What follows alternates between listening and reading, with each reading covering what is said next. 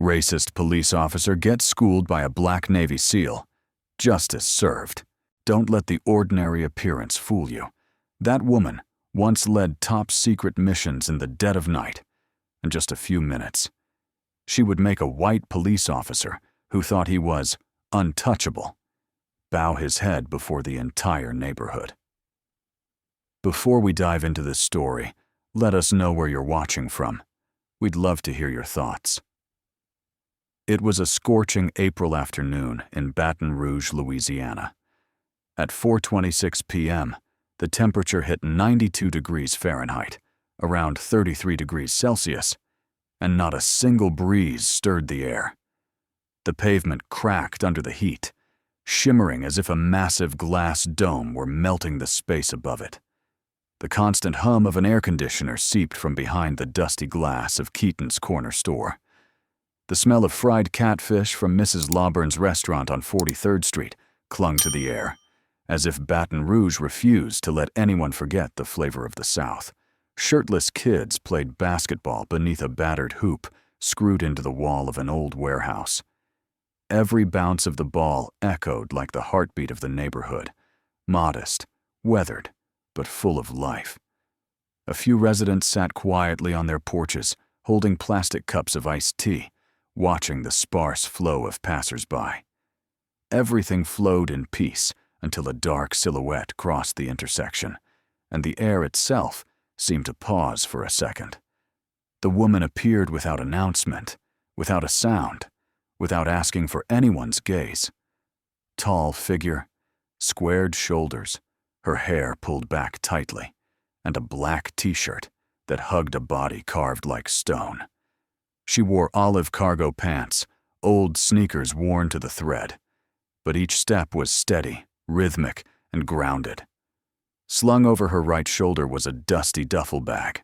No logo, no emblem, only frayed threads that told stories of combat without saying a word. Her name was Diana Happer, 40 years old, born right in this very neighborhood, 2 blocks from Mrs. Lauburn's restaurant, the only daughter of an aging mechanic and a retired nurse. But her life took a turn no one expected.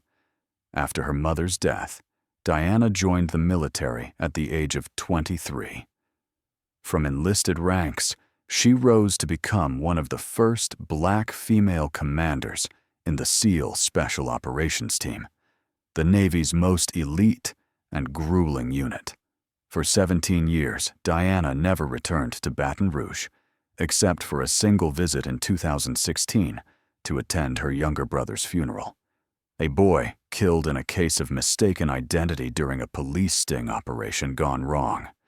Since then, she had cut all ties, choosing silence, choosing the blistering deserts of Fallujah, the whistling bullets of Kandahar, or the sandstorms of Mogadishu. But today, she had come back, without fanfare, without medals, and in a uniform, only with her eyes. Eyes blackened like the ashes behind explosions, eyes that had seen comrades fall, eyes that had grown used to suspicion, hatred, and control, and yet had never surrendered their dignity. Diana didn't return out of nostalgia. She didn't come to reclaim something lost. She came back for a reason no one knew, and perhaps not even she could fully explain. But as she set foot on the neighborhood pavement, each brick seemed to whisper something. She walked as though the battlefield had never left her, and in truth, the battlefield was about to begin, right in the place she once called home. She had no idea that just minutes from now, a police officer would try to strip her of her freedom because of her skin color, her unbending walk, and because he didn't know. He was attempting to control one of the most dangerous and highly trained women in the United States military. And she didn't know that today, those survivors' eyes would ignite an entire neighborhood. Diana Happer didn't walk quickly. She moved slowly along the cracked asphalt, letting her worn sneakers press against the memories sleeping beneath the surface. At the corner of 45th Street, Mr. Baxter's small grocery store still stood. The buy two get one free soda sign had faded and warped from years of storms. A rusty metal bell jingled every time someone pushed the door, the same bell that used to ring each afternoon when Diana and her little brother raced in, fighting over watermelon-flavored gum. She paused for a moment, stared into the streaked glass window of the store. Inside, everything seemed untouched by time.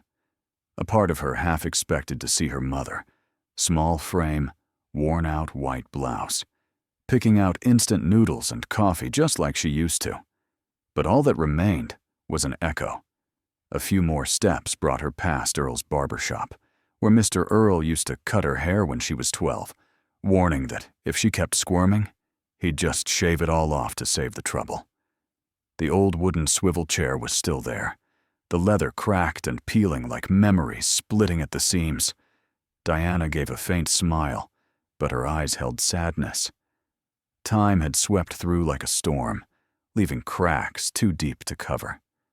At the end of the block, the old concrete basketball court still echoed with the sound of kids playing. The backboard was warped, the pole rusted, but the kids didn't care. They shouted, threw the ball, fought for points as if the entire world hinged on that final three-point shot. She used to be like that, used to run on that court with her brother, Terrence, his curly hair bouncing, his wide smile shining, always wearing number 9 and calling her Captain. In 2009, Terrence was shot dead just 3 blocks from the court. The police said it was mistaken identity.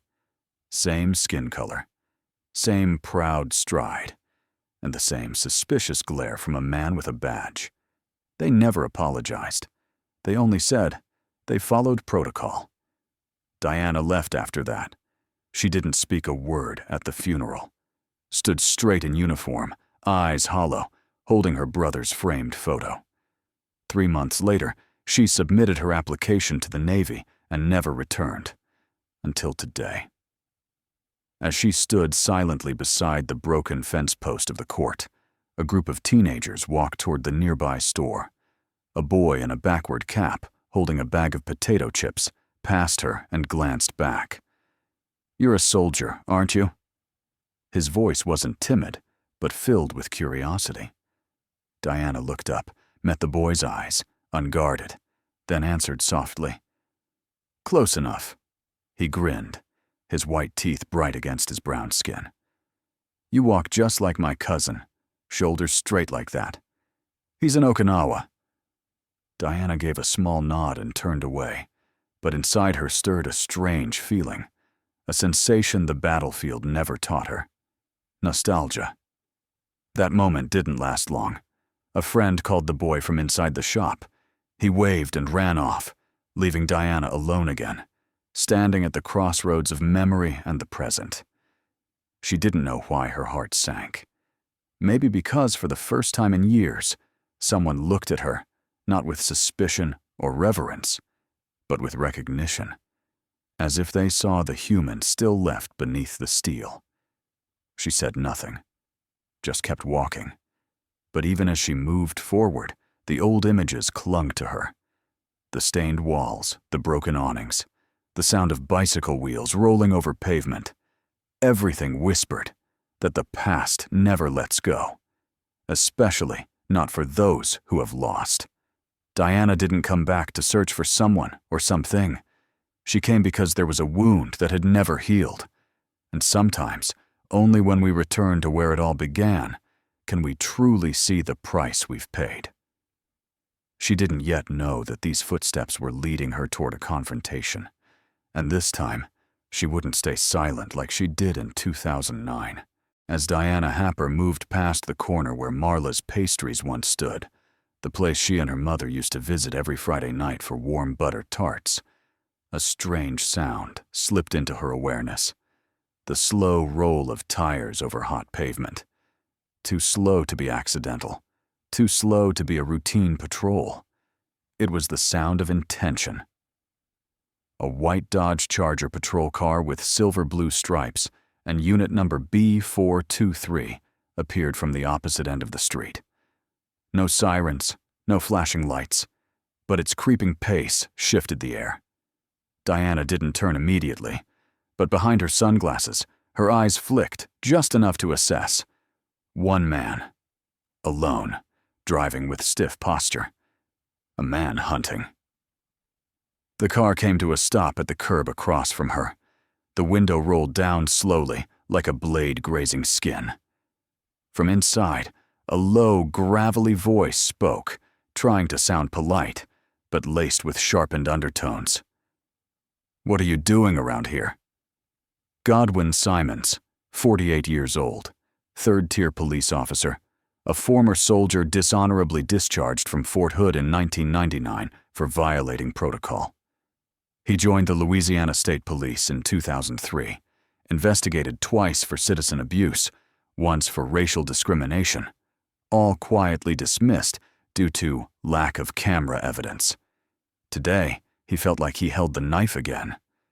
Diana stood still. No rush, no recoil. She turned slightly toward the vehicle, hands relaxed at her sides, gaze locked on the dark tint reflecting Simon's face behind his shades. Not confrontational, not evasive. "I'm walking."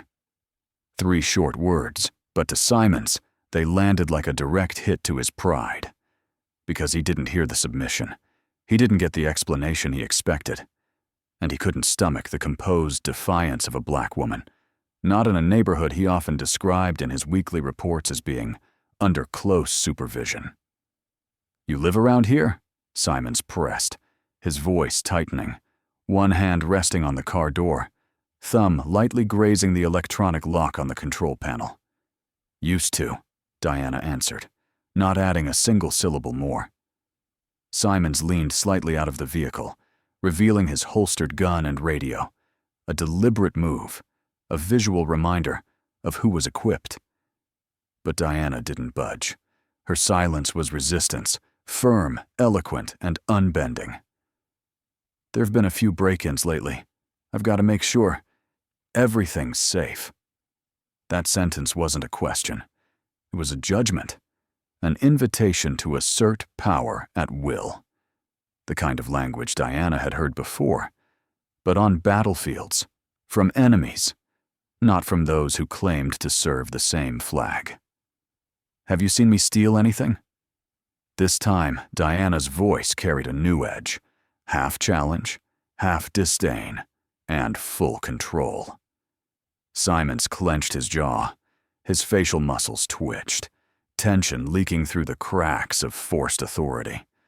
A man used to bowed heads and nervous glances now faced a woman who would neither retreat, nor flinch, nor care about the badge he wore like an empty shield. No one shouted. No fists were raised. But in that moment, under the searing Baton Rouge sun, 2 figures stood locked in silent opposition, one carrying silent honors, the other hiding behind a hollow emblem. And Diana knew with perfect clarity, the real battle had just begun. Godwin Simons didn't draw his weapon, didn't shout, didn't hit the siren. He didn't need to, because his brand of power was built on the comfort of soft threats, the normalization of suspicion, and interrogations that required no clear justification. On the patrol car's dashboard radio was a strip of black tape with the numbers 1788, an unofficial internal code that veteran officers in the area used when signaling a person out of place in a white neighborhood. Simons leaned a little further out the car window, his right hand hovering close to the holstered gun at his side. "There've been a few afternoon break-ins around here. Mind showing me some ID?" The phrase "mind showing" was dressed up as politeness, but his tone was that of a man rifling through his own house. Diana didn't answer right away. She looked him directly in the eye, or rather, at the mirrored reflection of his sunglasses. Her gaze didn't flinch, didn't provoke, but carried the quiet sharpness of someone who knew the game far too well. Slowly, Diana reached behind her back pocket and pulled out a worn military green ID card. The edges were frayed from frequent carrying. She raised it, didn't step forward, didn't hand it over. Simons frowned and stepped out of the vehicle, his movement slow but deliberately showy, the gait of someone who wanted to remind you who held the authority. He snatched the card as if confiscating contraband from a suspect. Squinting, he skimmed the lettering. Lieutenant Diana Happer, S. Navy SEAL. Special Operations Command Service ID. 6481-094-K. Simons let out a short, scoffing laugh. It was the kind of laugh reserved for bad jokes told in poor taste. Navy SEAL. Mom, is this real? Or something printed at Kinko's? Not a single muscle on Diana's face twitched. No reaction.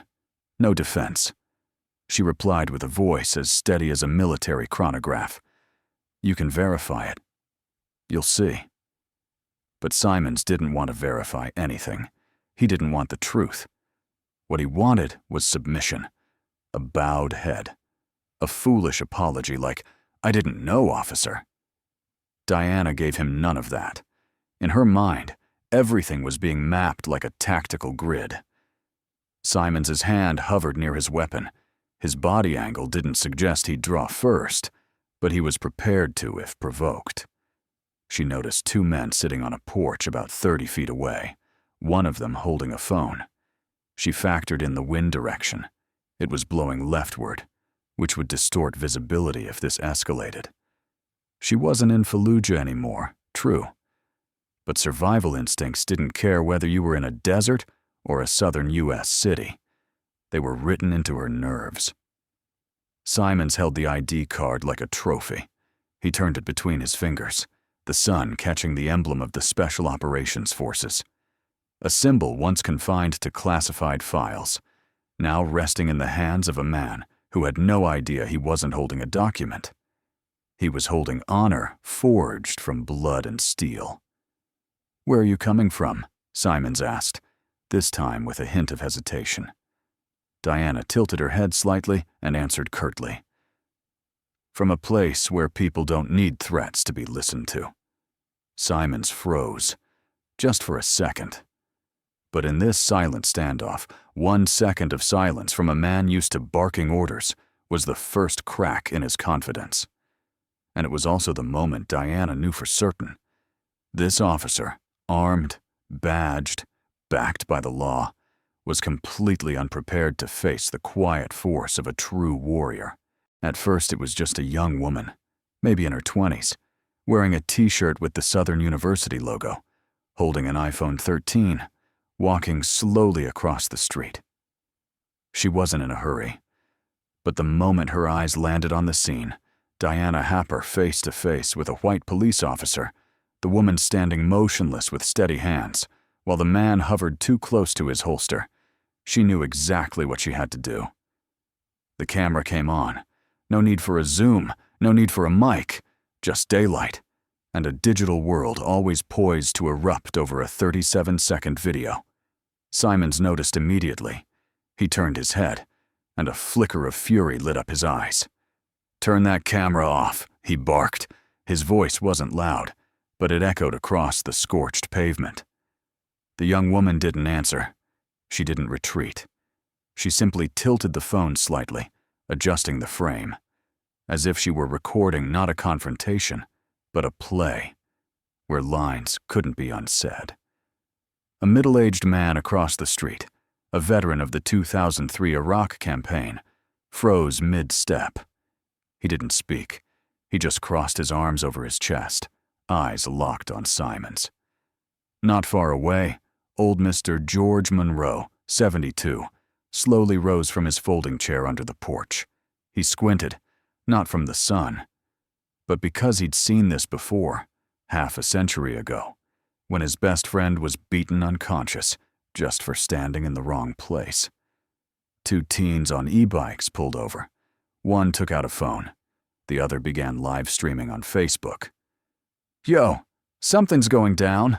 Cops messing with a black woman. Look at her, man. She ain't even flinching. It all unfolded in less than 60 seconds. But for Simons, each second dragged like a blade across his pride. He was used to giving orders, used to streets where no one met his gaze, used to hearing, "Yes, officer." But today, he was the one being watched, from every angle, and no one was looking away. Simons tried to reclaim control. He shouted, "I'm the one giving orders here." Diana didn't move. Her head tilted slightly, her gaze sharp as a blade. Her voice, low and calm, cut through the heat like ice. "You sure about that?" That question wasn't a question. It was a strike, a reveal, a slap to the habit of arrogance. Simons exhaled hard and stepped forward. But now, each step felt heavier, like he was sinking into the pavement. Not because he feared dying, but because he realized he was no longer in his domain. He was standing in a court of public judgment, where the jury was made up of neighbors who'd seen friends arrested for forgetting a belt, who'd watched their kids interrogated just for driving a beat-up car. Diana's presence, no shouting, no resistance, no weapon, was what unraveled his authority the fastest, because she didn't have to prove anything. She only had to stand still. A soft breeze passed through. The SEAL ID card still sat in Simons's hand, glinting in the sun beneath a ring of raised phones, serving as undeniable evidence that today, he picked the wrong person to command. And the game had officially turned. Godwin Simons had lost his footing, figuratively and nearly literally. Behind the dark lenses of his sunglasses, his eyes darted, searching frantically for grounding amidst a crowd that remained silent, yet radiated judgment. Over 4 phones were recording. A Facebook live stream had already drawn nearly 200 viewers in under 3 minutes, and standing before him was a woman who didn't raise her voice, didn't move a muscle, yet made every one of his questions sound absurd. He couldn't take it anymore. Simons lunged, a motion both abrupt and crude, meant for one thing only: to reassert control. His right hand shot toward Diana's left wrist, attempting to pull her out of that maddening stillness. It was a move he'd performed over 200 times in his 19-year police career, but this time he'd chosen the wrong target. Diana didn't have to think. She reacted with reflexes etched into muscle memory. In less than a second, she pivoted in the opposite direction, hips turning, her hand sliding past the incoming grip like a blade slipping through water. Simons grasped at empty air. Then he stumbled. His body tilted forward, left foot faltering, nearly slamming his head into the patrol car door. A collective "oh" rippled through the crowd. Not because it was dramatic, but because it was undeniable.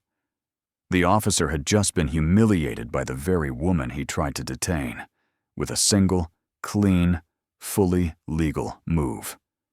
"That's assault!" Simons shouted, retreating half a step, his face flushed, the collar of his shirt soaked with sweat even though the heat had begun to ease. Diana didn't advance, didn't provoke, didn't raise a fist. She simply stood, shoulder slightly turned, her voice cutting through like a frozen arrow. "No." That's avoiding unnecessary contact. From behind, a young man shouted, "She didn't even touch you, bro." A young mother recording with a baby in her arms nodded, whispering to someone beside her, "Lord, if she'd wanted to break his jaw in one move, I wouldn't be surprised." Simons fumbled. His hand scrambled for the shoulder-mounted radio, his voice crackling with panic. Calling Central. Requesting backup. Suspect resisting." His voice trembled. It faltered. No longer the tone of a man who'd once dominated 12 interrogation rooms. His words, once sharpened to overpower, now fell apart like foam under the gaze of the public. "Backup?" an older man shouted. "You lost, Simons." No one stepped in to save him. No partner arrived. The radio emitted nothing but static, and the phones kept rolling. The eyes of the people, from old George Monroe to the student with the camera, followed his every twitch. Simons stood in the middle of the street, one hand clutching the radio, the other still holding Diana's military ID. That card now felt like evidence against him, because he knew exactly what he held. This wasn't just some citizen he could intimidate.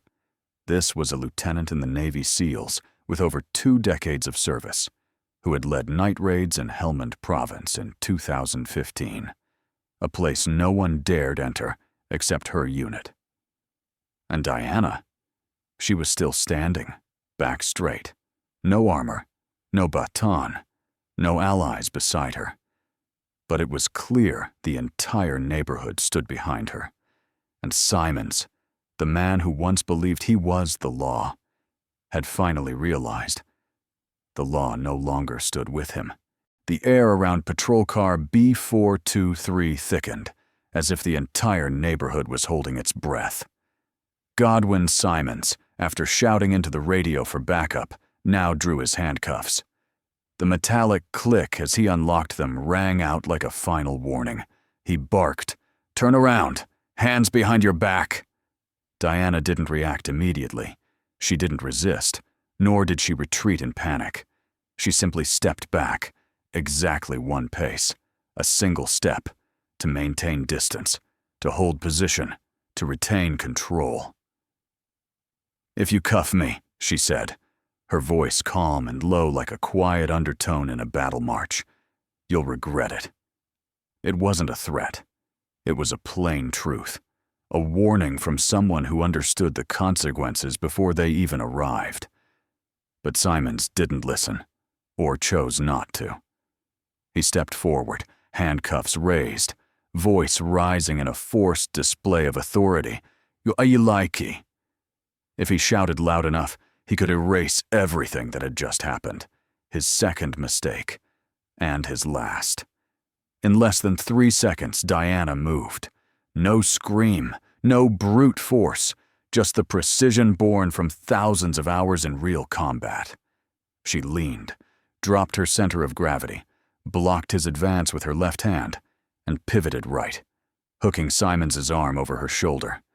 The handcuffs clattered to the pavement. Simons lost balance. In a blink, Diana locked his shoulder joint and drove his body onto the hood of the patrol car. The maneuver caused no injury, posed no lethal threat, but it was inescapable without her release. He was frozen, both arms pinned, face pressed against sun-scorched metal. The entire neighborhood paused, then erupted in awe. "Yo, she did it," a kid shouted. "Not a drop of blood, and he's down like a fish on a cutting board," murmured old George, eyes fixed on the scene before him. Phones kept filming.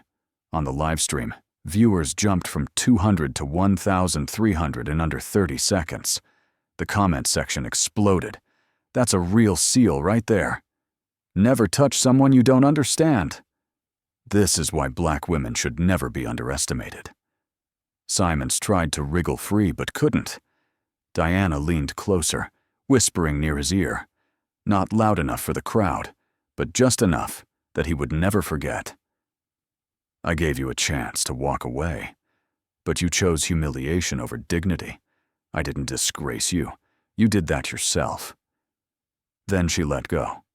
No shoving, no tossing, just a release, like a soldier ending a threat without leaving any collateral damage. Simons rose shakily, as if recovering from a blow to the soul. He looked around. The entire street looked back. No one stood with him. Not a single person. And in the center of that circle of eyes stood Diana Happer. A woman not in uniform, without a badge. But on that day, she taught an arrogant man what true power meant. Not the kind that comes from a silver shield on your chest, but the kind born of composure, strength, and unshakable presence. Silence blanketed the street.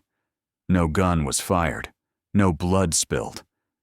But the balance of authority had been utterly reversed. And everything that had just unfolded took place within 4 fateful minutes. The neighborhood would remember forever as legend. The sound of a police siren echoed in the distance, not a frantic wail, not an emergency scream, but calm and low, like an old brass horn. A black SUV bearing official Baton Rouge Police Department plates turned onto 4th Street, approaching the scene with slow, deliberate authority. The crowd parted. Simons staggered upright, adjusted his belt, his face pale, as though he had swallowed ice water in the dead of winter. The SUV pulled up beside the patrol car. The door opened. Stepping out was a man in his mid-50s, compact and sturdy. Not tall, but with a walk that silenced the pavement. Each of his steps seemed to tap directly on the nerves of anyone who'd ever made a mistake. Sergeant Owen Bush, South Baton Rouge Division Commander, 22 years of service, not a single complaint on record. The only officer in his unit ever to appear before the Internal Integrity Board and be described as honest to a dangerous degree. He didn't care for politics. He didn't care for cameras. But he believed in one thing. If you do wrong, no matter what uniform you wear, there will be consequences. Owen Bush didn't ask a single question as he approached. He surveyed the scene. Simons, sweat soaking his collar, hands still trembling. Diana Happer, surrounded by cameras, her face unreadable, her breath steady, her chin held high. The military ID in Simons' hand looked like a case file dug up in the middle of a silent courtroom. "What the hell is going on here, Godwin?" Bush asked, his voice heavy as stone. She resisted. Simons stammered. Bush cut him off with a glare as sharp as a blade. "What I'm seeing is you shaking like you got caught. And I'm seeing a military ID you haven't returned." He held out his hand. Simons, like a child caught stealing candy, placed the card in his superior's palm. Bush read it. His eyes paused on the bolded line in the center. Lieutenant Diana Happer, United States Navy SEAL. Active clearance level 4. Bush didn't speak right away. He took a long breath, then walked straight up to Diana, not to interrogate, but to fully see the woman whose calm had frozen an entire street. "Lieutenant," he said softly, not loud, but loud enough for those nearby to hear. "I apologize on behalf of my subordinate." Diana gave a slight nod. No expression. No need for sympathy. She hadn't come for an apology. She came to prove that wearing a uniform doesn't make you right. Bush turned back and stared directly into Simons' eyes. "Effective immediately. You are relieved of duty. Surrender your radio, service badge, and weapon to me. Report back to the station and await internal investigation." Simons didn't move. His face had lost all color. His legs seemed rooted to the ground. But the stares from the crowd left him no choice. Slowly, he removed the radio, pulled out his badge, opened his holster. Each item he surrendered peeled away another layer of delusion. No one said a word, but no one looked away. And in that silence, people began to understand. Today wasn't just a lapse in judgment by a police officer. It was the moment a woman, who had survived death zones and outlived regions where law held no meaning, returned to show that justice does not lie in shouting. It lies in the truth being exposed. And for the first time in nearly 20 years, even Godwin Simons had to bow, not to a superior, but to the truth itself. Godwin Simons sat silently on the edge of the curb, sweat still clinging to his brow. His uniform remained intact, but everything that once gave weight to his authority had collapsed in a single afternoon. The entire neighborhood, once witness to his shouting matches with black teenagers, now saw something different.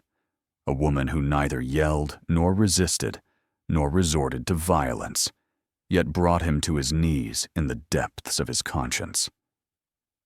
As Diana Happer turned to leave the scene, Simons stood up, not because he had regained any semblance of dignity, but because he knew that if he didn't say something now, He would never get another chance for the rest of his life. His voice no longer held the command it once boomed through a patrol car loudspeaker. It trembled, off-key, like an echo from somewhere deeper than wounded pride. "You're not going to sue me?" Diana stopped. She didn't turn right away. She simply stood still, the evening light casting a long shadow across the pavement. Her shadow, like truth itself, unyielding and impossible to erase. Then she turned, not approaching, not retreating, just close enough for the man before her to hear clearly, and just far enough that her words would never need repeating. "I don't need to," she said. "I already taught you what you needed to learn." No edge in her voice, no gloating, just a single sentence, clean and sharp like a blade, not bloody, not immediately painful, but deep and sure to leave a scar.